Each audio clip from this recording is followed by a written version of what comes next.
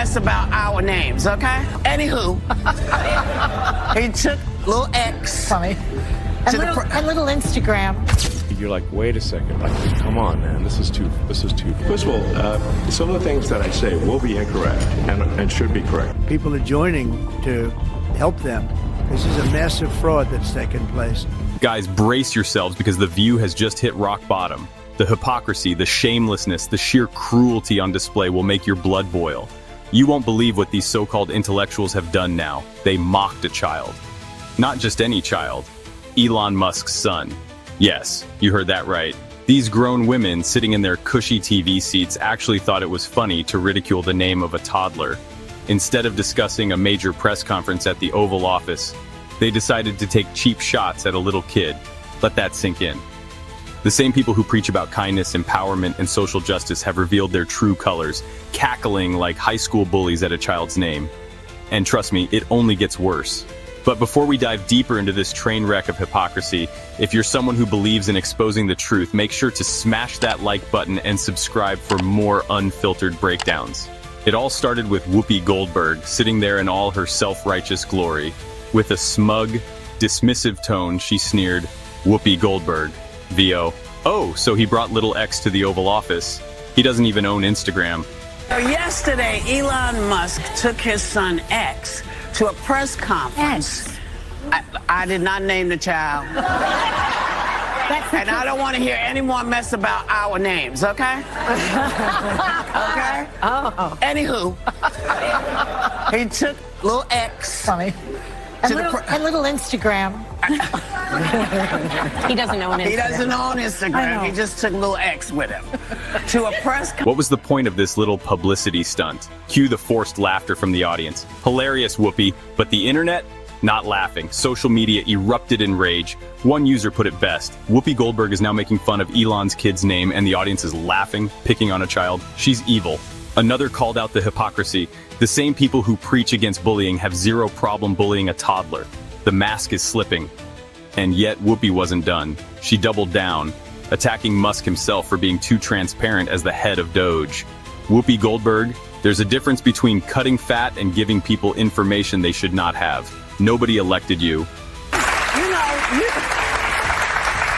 I get that there's fat everywhere, and yes, we'd all like to see less of it. But what you're doing is a lot more than just cutting fat. You're giving people information that they should not have because they're not the people whose information it is. Yeah. So, and nobody elected you. Yeah. That's the part. That's the part. Excuse me, what? Since when do private citizens need to be elected to demand transparency? Since when do taxpayers need permission to ask where their hard-earned money is going? The internet roasted this ridiculous take within minutes.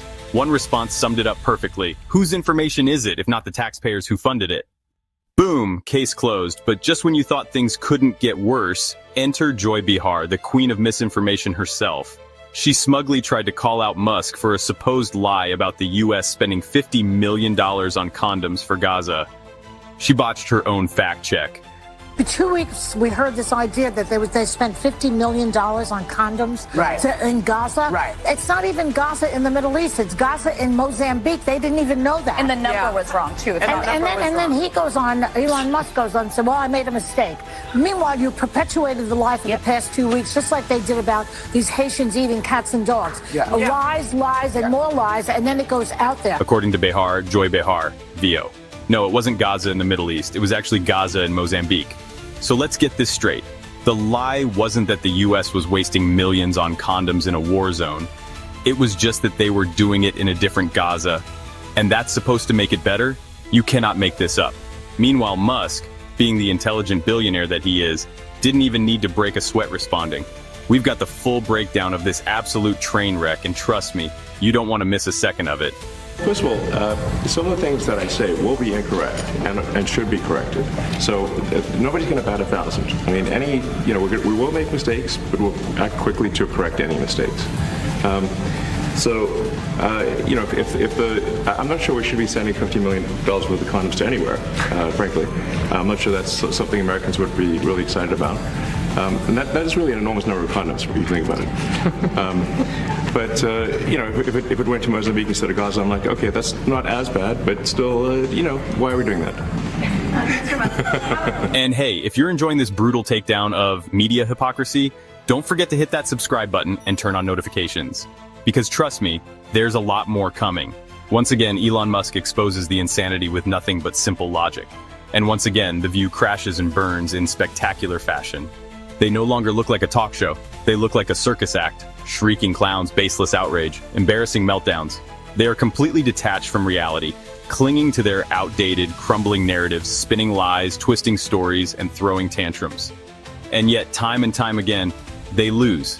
Because here's the thing about the truth, it doesn't care about their feelings, it always comes out. But just when you thought this disaster couldn't get any worse for The View, here comes Donald Trump with the knockout punch. At a separate event, Trump didn't just acknowledge Musk, he actually praised him. That's right. The former president of the United States openly commended Musk for the work he's doing.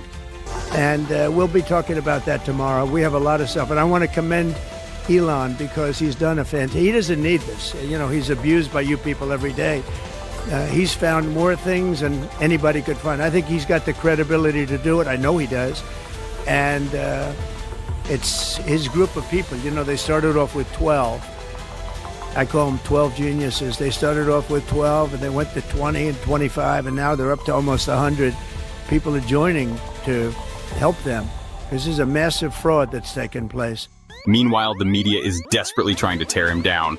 And that, my friends, is exactly why the establishment hates Elon Musk. He's not controlled. He's not playing their game. And The View? They've exposed themselves as nothing more than a panel of bitter, out-of-touch elitists so desperate for relevance that they'll mock a child just to score a headline. Pathetic. What do you think? Now I turn it over to you. Did The View just hit a new level of pettiness? Are they the real bullies hiding behind their fake outrage? Should Elon Musk even waste a second responding to these clowns? Drop your thoughts in the comments. And while you're at it, because we drag the truth into the light. And trust me, there's a lot more tea coming. So stay tuned because this drama is about to take even nastier turns. Don't forget to like, subscribe, and hit that bell icon so you never miss an update. And check out more videos on our channel for even more shocking revelations.